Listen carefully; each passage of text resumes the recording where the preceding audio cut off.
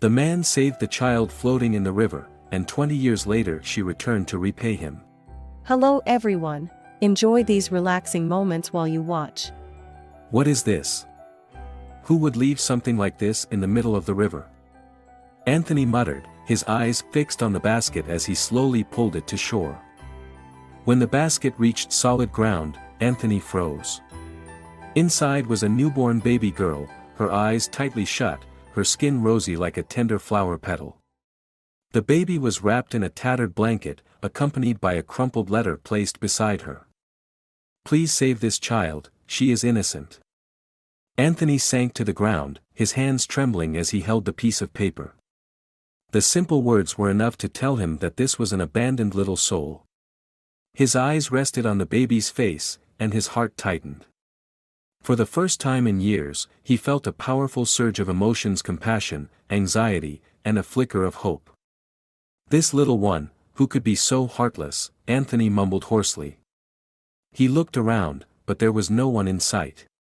Only the quiet river flowed, keeping its secrets.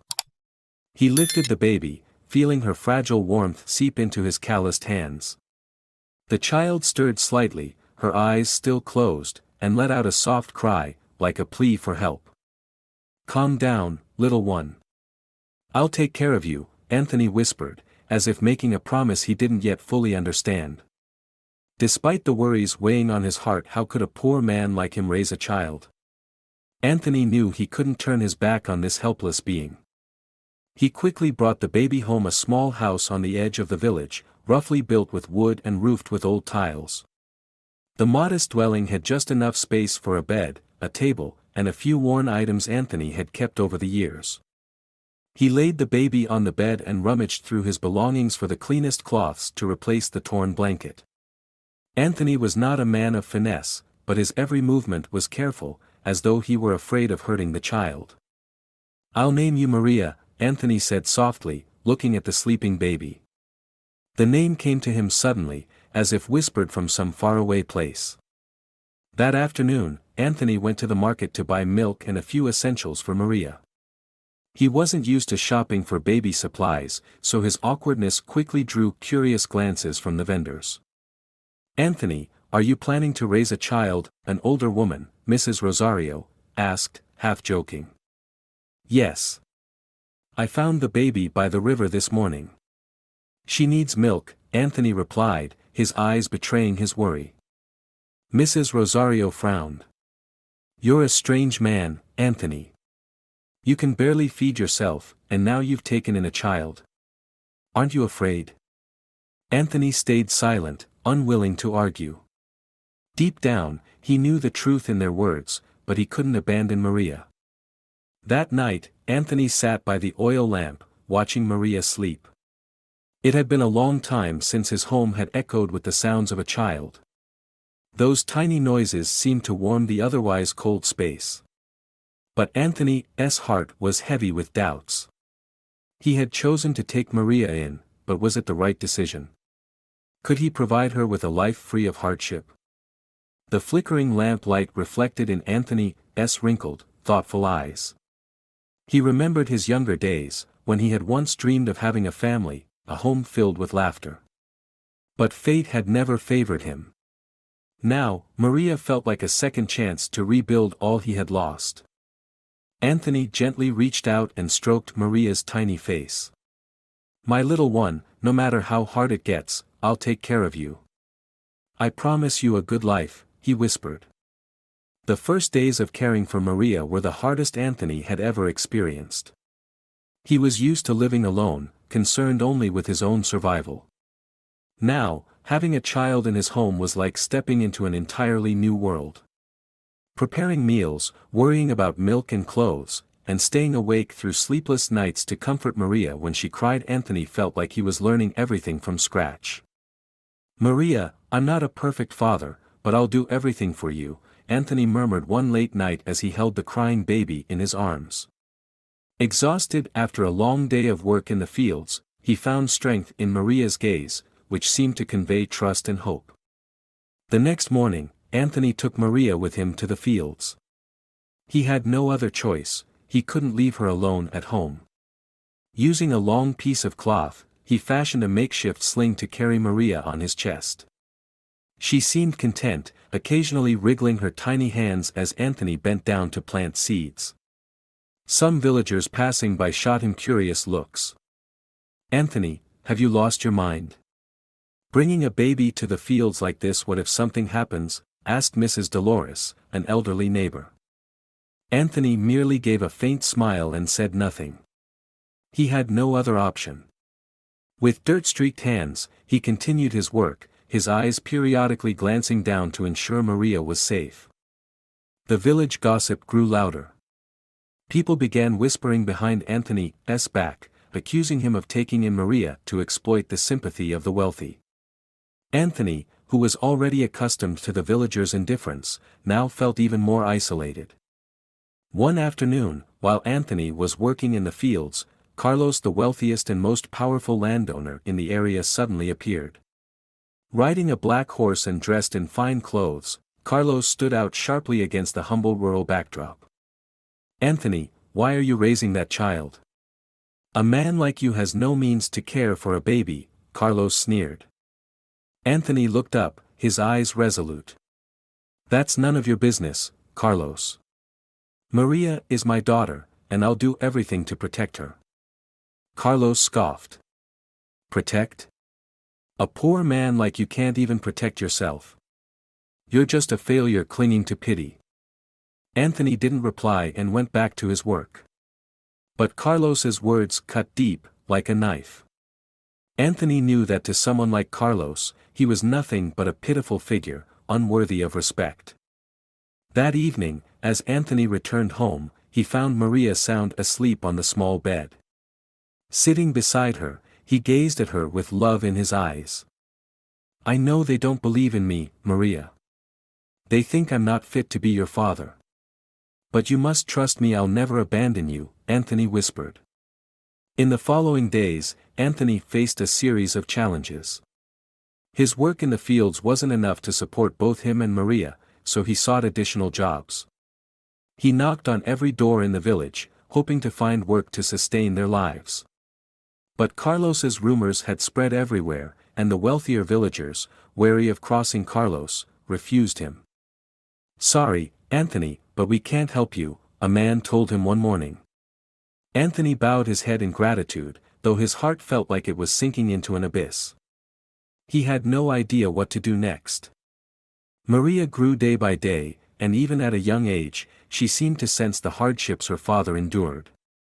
One evening, as Anthony was repairing an old chair in their home, Maria, now about 3 years old, suddenly said, "Papa, I don't want you to be sad." Anthony paused his work and turned to look at Maria. Despite her young age, her eyes shone with intelligence and sensitivity. "I'm not sad, Maria. I just want you to be happy," Anthony replied, his voice choked with emotion. Maria crawled closer and hugged Anthony tightly. "I'll be good, Papa. Don't worry." That moment brought tears to Anthony's eyes. He realized that no matter how difficult life became, as long as Maria was by his side, he would have the strength to persevere. But the challenges didn't stop. One morning, as Anthony was working in the fields, Carlos appeared again. This time, he didn't come alone, he brought several burly men with him. "Anthony, I hear you're struggling. Perhaps you should consider leaving. These fields won't be enough to feed you and that little girl," Carlos said, his tone dripping with malice. Anthony stood tall, facing Carlos.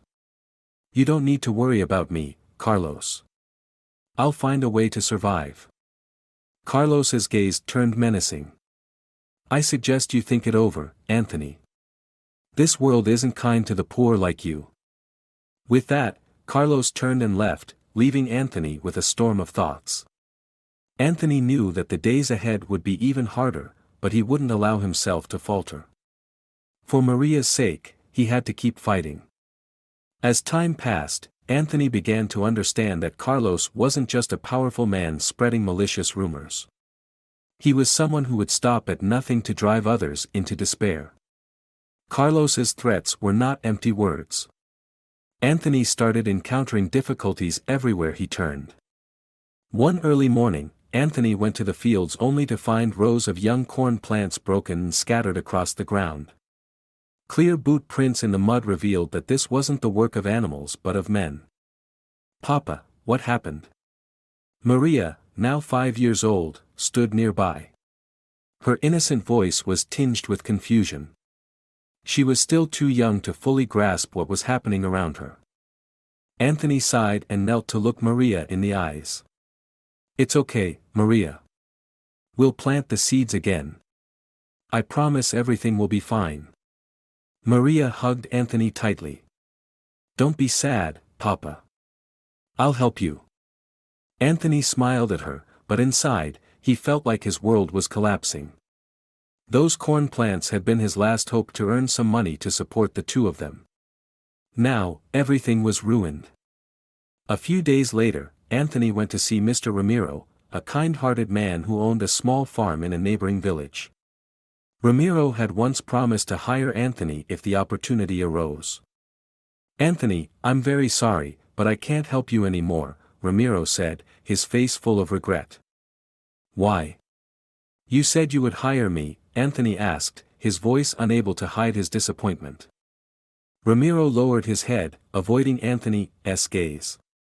"Carlos came to see me. He threatened to cut off my water supply if I hired you. I truly can't do anything." Anthony stood motionless. Ramiro's words felt like a harsh slap to his fragile hope. Carlos wasn't just trying to take away Anthony's livelihood, he was deliberately pushing him to the edge with no way out. The village gossip grew worse by the day. Carlos not only spread rumors that Anthony had taken Maria in to exploit people's sympathy but also fabricated a story claiming Maria was Anthony's illegitimate daughter with a disreputable woman. "He's hiding the truth. Maria isn't adopted, she's the result of an immoral affair," a woman at the market whispered loudly enough for Anthony to hear as he walked by. Anthony stopped, his hands clenched tightly. But he said nothing and kept walking. His heart burned with anger, but he knew he couldn't change the minds of people who had been poisoned by Carlos's lies. When he returned home, he saw Maria sitting on the floor, practicing writing with a small piece of charcoal.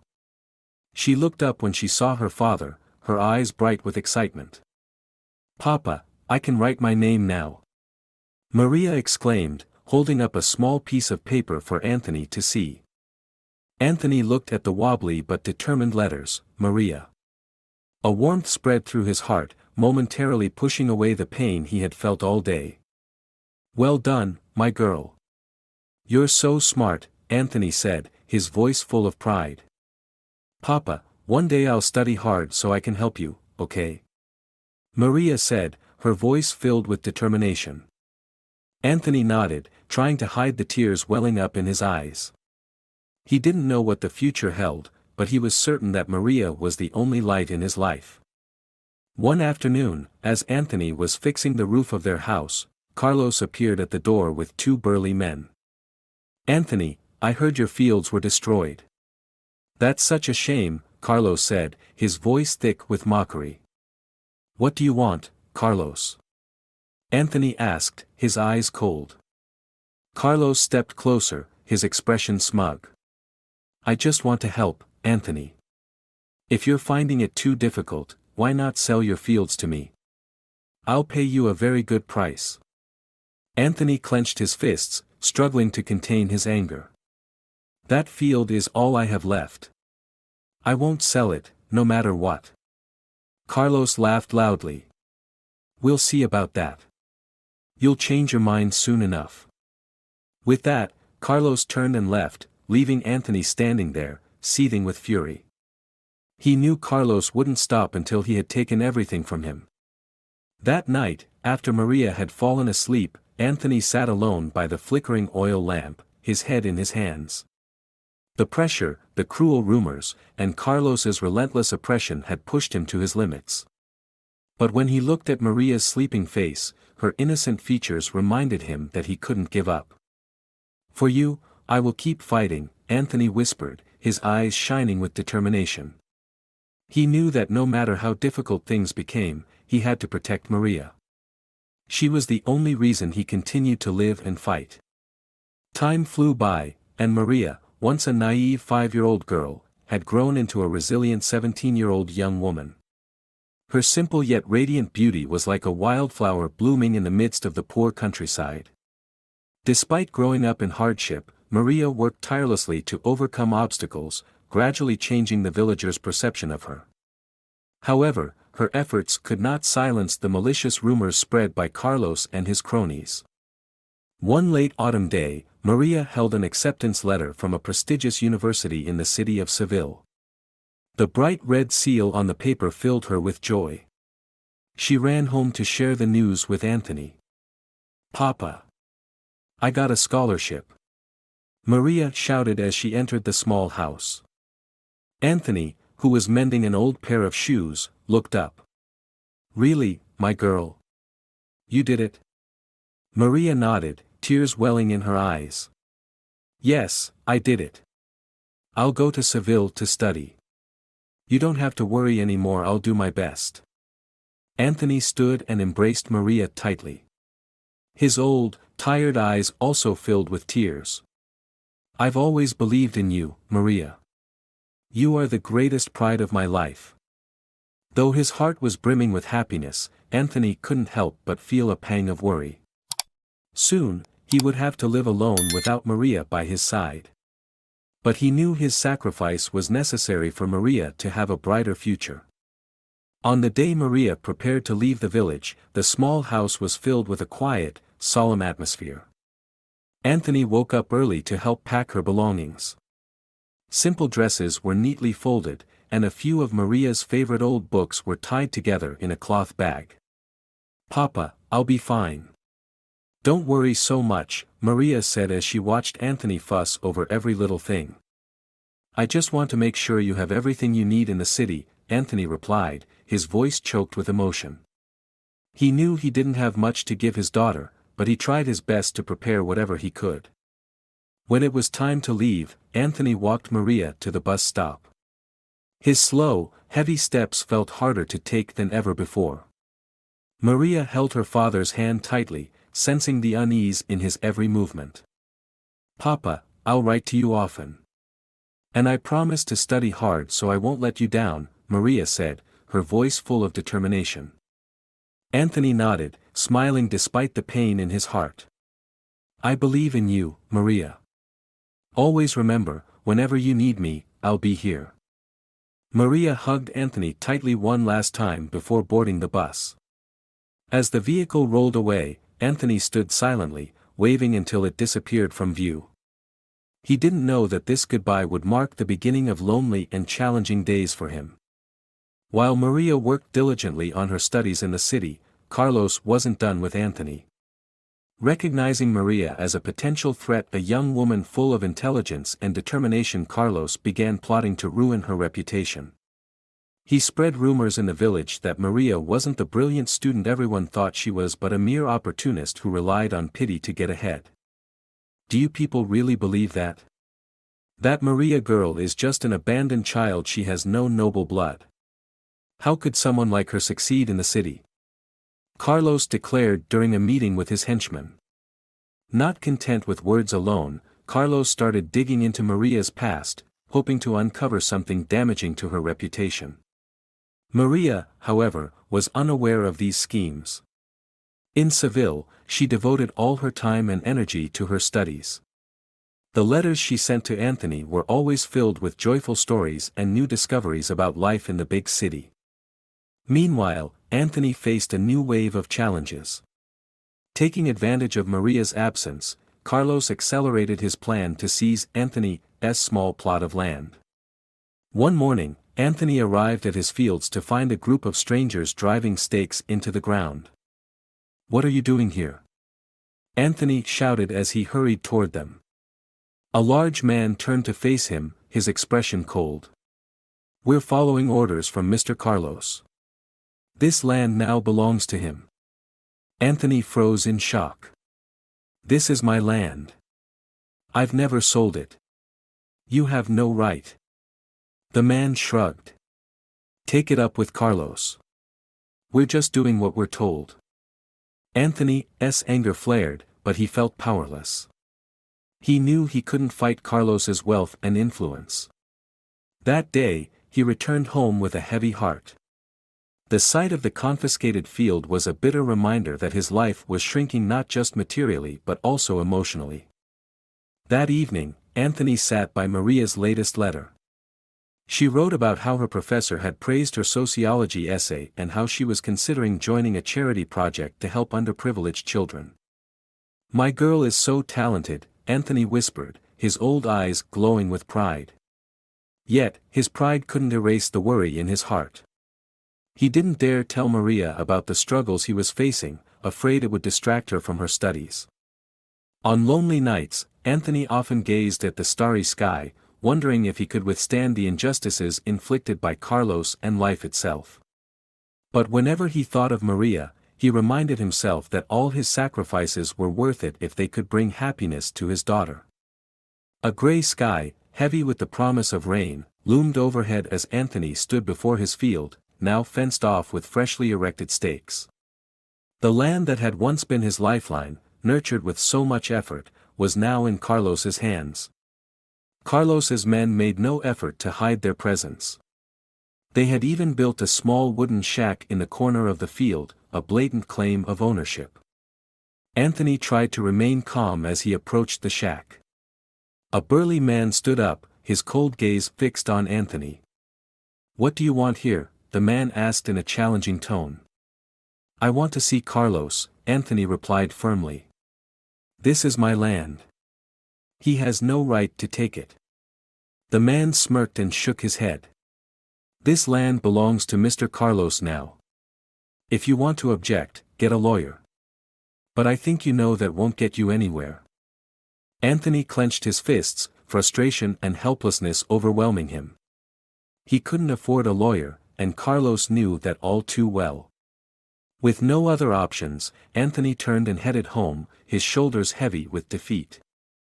In the days that followed, Carlos escalated his attacks.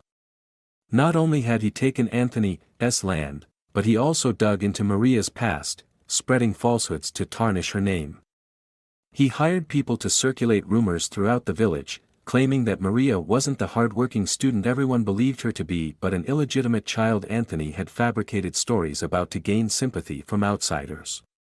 "You don't see it, do you? That girl doesn't have clean blood. Her father is Anthony, and her mother. Who knows where she came from?" a villager, clearly bribed by Carlos, proclaimed loudly in the marketplace. The rumors spread quickly throughout the village. Those who once showed sympathy toward Anthony began looking at him with suspicion.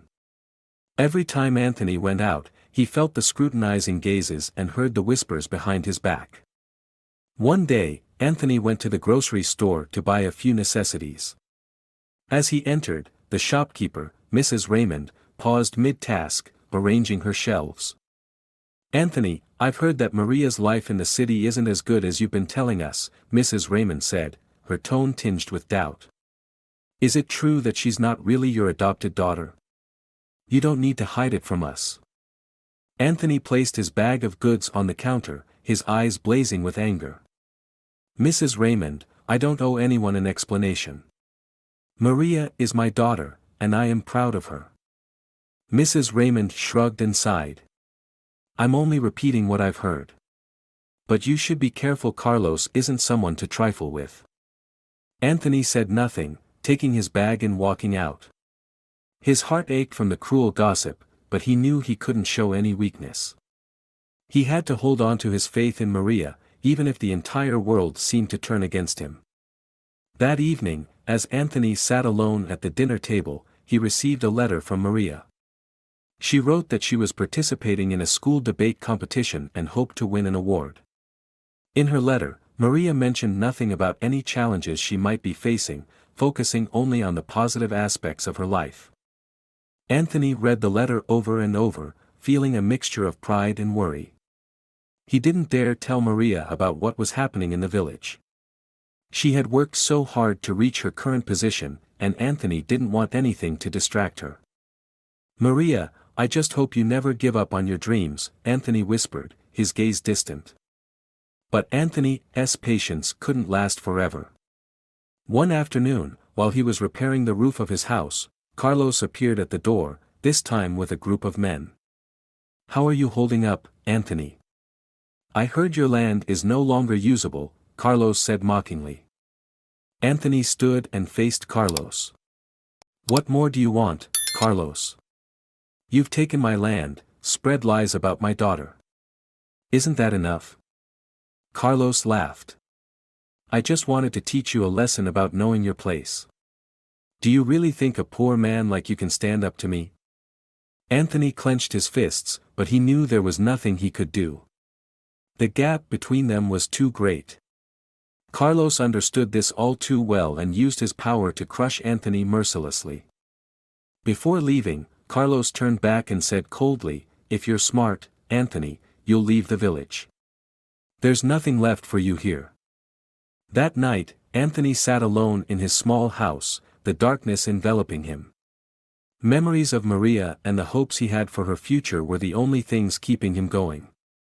But the threats from Carlos and the villagers' cold stares made him feel completely isolated. He sat at the table, staring at a small photo of Maria as a child, his heart heavy. "I don't know how much longer I can hold on, Maria. But I won't let them hurt you," Anthony whispered, his voice choked with emotion. Even though he knew he couldn't win this battle, Anthony clung to a sliver of hope. He believed that one day, Maria would return and bring the light needed to dispel the darkness in his life. As the sun set, casting a melancholic orange hue over the small village, Anthony sat quietly in front of his home, his old eyes gazing toward the field that had once sustained him and his daughter. Now, Carlos's men had erected fences and signs claiming ownership. Each time Anthony saw it, his heart grew heavier. He hadn't just lost his land, a symbol of his life's work, but also the trust of those around him. "Anthony, what are you still doing here?" "I told you, you should leave the village," said Esteban, a villager passing by. His gaze was filled with disdain. Anthony didn't reply. He was used to the contempt, but it still stung. He lowered his head, pretending not to hear. But after Esteban left, Anthony muttered under his breath, "I'm not leaving. This is my home." In the days that followed, Anthony's health began to deteriorate. The heavy labor and sleepless nights filled with worry had taken their toll.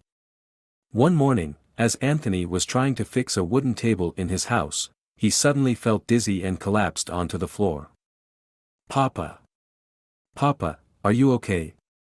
Maria's voice echoed in his mind, though she wasn't there. Anthony wept. He knew he needed to keep going, but his aging body was no longer cooperating.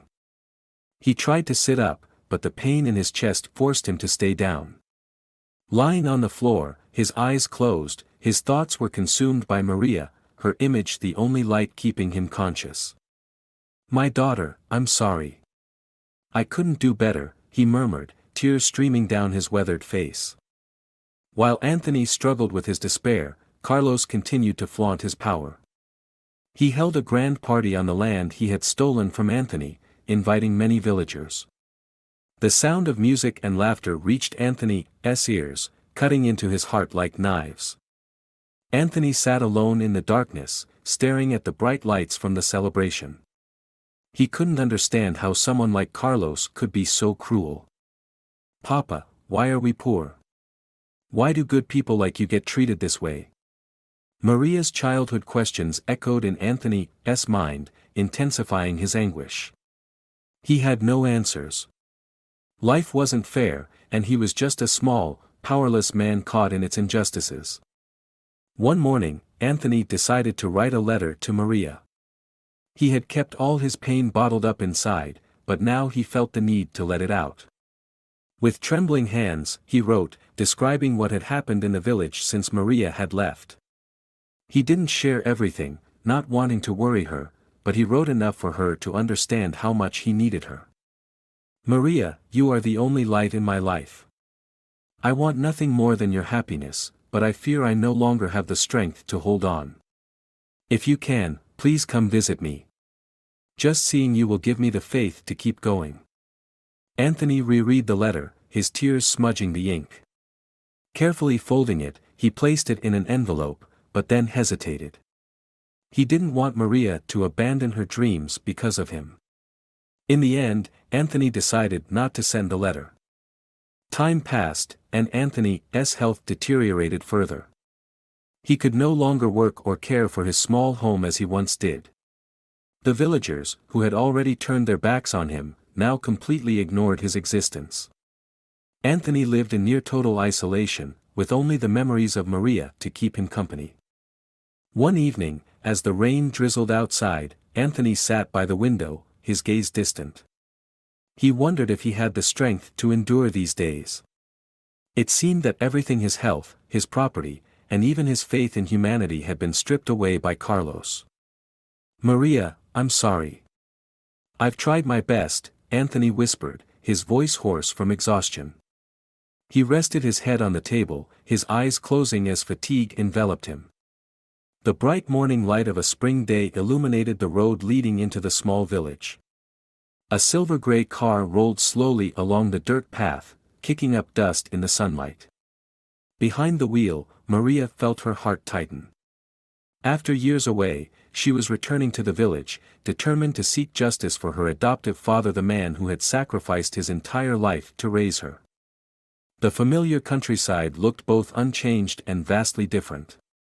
The expansive fields, once tended diligently by Anthony, were now under Carlos's control. The modest houses still stood silently, but the village's quiet now carried a somber, oppressive air Maria had never felt before. "I won't let Papa suffer any more injustice," Maria vowed silently, her gaze resolute. Beside her, her close friend from university, Lucy, held a thick stack of documents. Lucy, a young but experienced lawyer, had been the one to persuade Maria to return and fight for Anthony's rights. "Maria, are you sure about this? We've prepared everything, but confronting Carlos directly won't be easy," Lucy asked, her tone serious. Maria nodded, her eyes shining with determination. "Carlos may be powerful, but he can't win if the truth comes out. My father has suffered enough." When the car stopped in front of Anthony's small house, Maria stepped out and looked around. The home, once a simple but loving refuge, was now in severe disrepair. Wooden planks had rotted, and the roof was riddled with holes. Maria's throat tightened as she stepped inside. Anthony, sitting on an old chair, looked up at the sound of movement. His eyes widened in surprise and joy when he saw Maria. "Maria! Is it really you?" His voice trembled, as if he couldn't believe his eyes. "Papa!" Maria rushed to him, wrapping her arms tightly around him as tears streamed down her face. "I'm so sorry I didn't come back sooner. I didn't know things had gotten this bad." Anthony held his daughter tightly, feeling the warmth he had longed for all these years. "You have nothing to apologize for. You've done more than anyone could have hoped. Just knowing you're safe makes me happy." After sharing a simple meal Maria had prepared, the two sat together, catching up. Anthony recounted all the hardships he had endured since Maria left the village, from losing his land and being slandered, to the daily isolation he faced. Hearing this, Maria clenched her fists, her anger rising. "Papa, we won't let Carlos continue this. I've brought Lucy to help us. We're going to take him to court," Maria said firmly. Anthony sighed and shook his head. "Carlos is very powerful, my child. He has money, and he has people on his side. I don't want you to get involved in this mess." "Papa, I'm not afraid. I can't stand by and let anyone hurt you anymore. I came back to change everything," Maria replied resolutely. Lucy, who had been listening quietly, spoke up. "Mr. Anthony, I've gathered enough evidence to take Carlos to court. What he's done is illegal, stealing land, spreading false rumors, and abusing his power. We have a strong chance of winning." Anthony looked at Lucy and then at Maria. Though his heart was still heavy with worry, Maria's determined expression gave him a sense of reassurance. "If you're this determined, I'll support you," he said.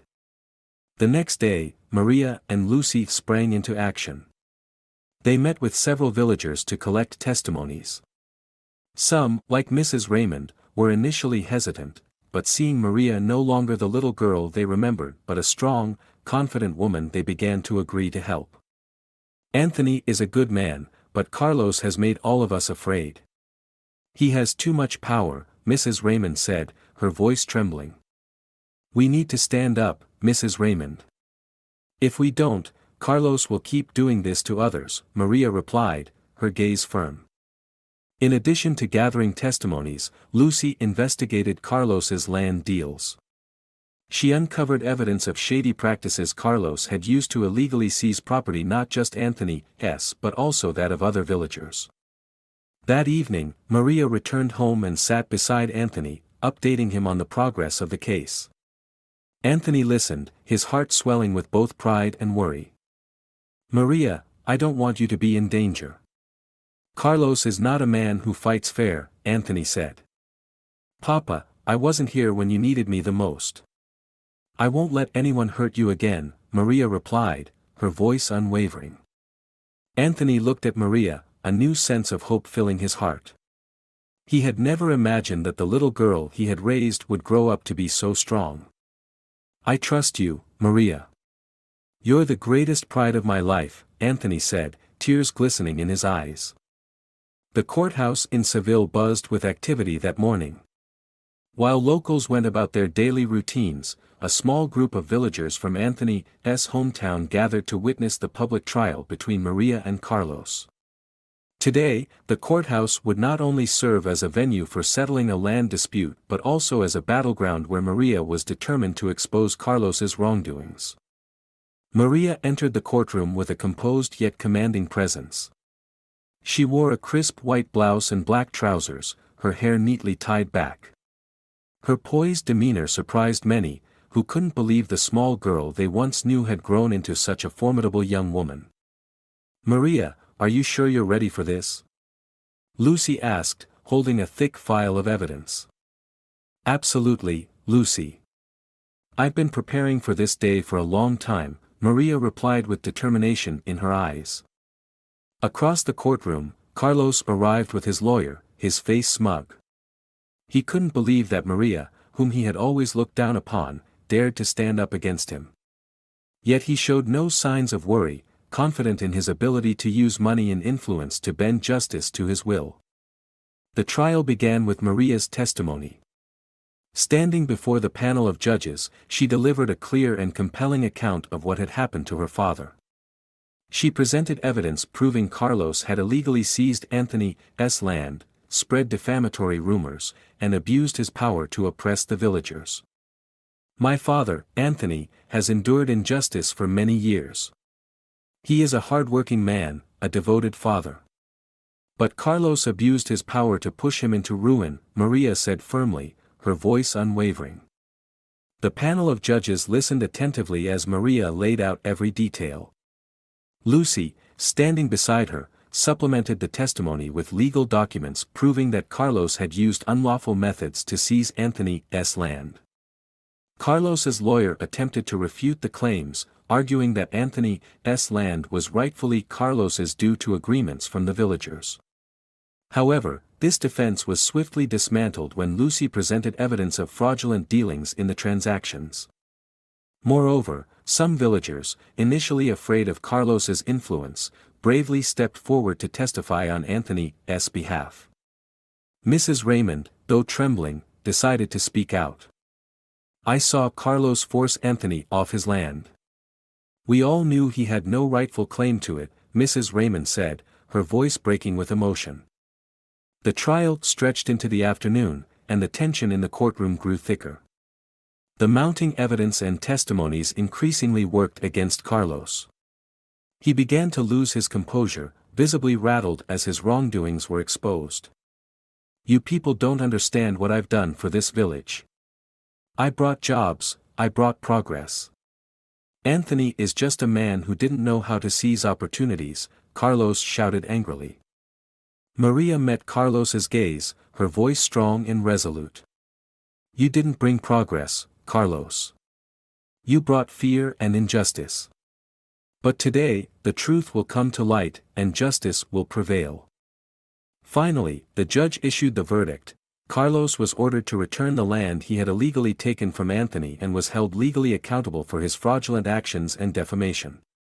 This decision was not only a victory for Maria and Anthony but also a clear message that no one is above the law. The courtroom erupted in applause from the villagers who had come to witness the trial. Anthony, sitting quietly in the audience, felt tears streaming down his face, not just tears of joy but of relief after years of enduring injustice. Papa, we did it, Maria said as they left the courtroom, gripping Anthony's hand tightly. Anthony looked at Maria, his eyes filled with pride. No, Maria. You did it. You are the greatest pride of my life.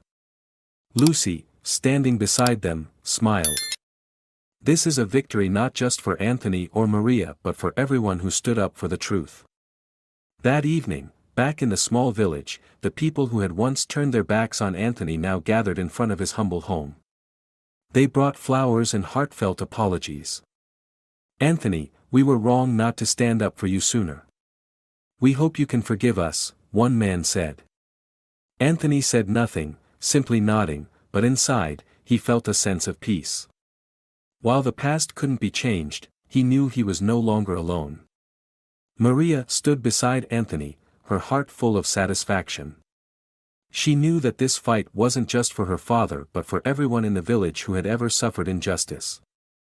That night, as Maria gazed up at the starry sky, she silently vowed, Papa, I will always be here to protect you from now on. The gentle morning sunlight filtered through the trees, illuminating Anthony's small house. This morning felt entirely different from the ones before. No more darkness, no more crushing loneliness. Anthony sat on his old wooden chair at the front of the house, his eyes gazing out toward the fields that had finally been returned to him. Maria stepped out of the house, carrying 2 cups of coffee. Papa, here's your morning coffee. Today is the day we start anew. Anthony smiled as he accepted the cup. Thank you, Maria. It's because of you that I can sit here and see my fields again. Maria sat beside him, holding her cup of steaming coffee. Papa, I've been thinking. We've taken back the land, but I want to do more for this village. I want this place to become a place where everyone has a chance to thrive. A few weeks after the trial, Maria began implementing her plans. She met with villagers to talk about the challenges they faced. From farmers forced to sell their land to families unable to afford education for their children, Maria realized the village needed significant change to escape the shadow Carlos had cast over it. Maria, your ideas are great, but carrying them out will take a lot of resources, Lucy said as they sat in a small cafe in the nearby town. I know, Lucy. But I believe that with determination, we can make it happen. This village is my home, and I want it to be a better place, Maria replied, her eyes resolute. Lucy smiled. If you need help, I'll always be here for you. One of Maria's first projects was to establish a school in the village. She wanted the children to have the opportunity to learn and escape the cycle of poverty she had witnessed growing up. With support from Lucy and a few former teachers from the city, Maria began reaching out to charitable organizations and friends she had made during her time in Seville. News of the school project quickly spread through the village. At first, some villagers remained skeptical, but as they saw Maria's unwavering commitment, they began to join in. Villagers contributed their efforts, some brought wood, others donated building materials. The village buzzed with a sense of purpose it hadn't felt in years. During this time, Anthony's health also began to improve. The months of stress and isolation had taken a toll on him, but now, with Maria's return and a renewed sense of hope, he regained his strength. He started working in the fields again, tending to the young crops on his reclaimed land. One afternoon, as Anthony worked in the fields, he saw Maria approaching from a distance, accompanied by a group of children. She was introducing them to farming, teaching them how to plant and care for crops. Watching this scene, Anthony felt his heart warm with pride. "Papa, the kids want to learn about farming. I think it's a great way for them to understand life better," Maria explained as she brought the children closer. Anthony smiled. "That's my girl. Yes, let them learn to love the land, just as I taught you." After months of hard work, the school in the village was finally completed. On the day of the inauguration, everyone gathered in the schoolyard. A sign hung proudly above the entrance, bearing the words, "Anthony School, a place of hope." When Anthony saw his name on the sign, he was too overcome with emotion to speak. "Papa, this school is to honor you. Without you, I would never have achieved any of this," Maria said, her voice breaking with emotion.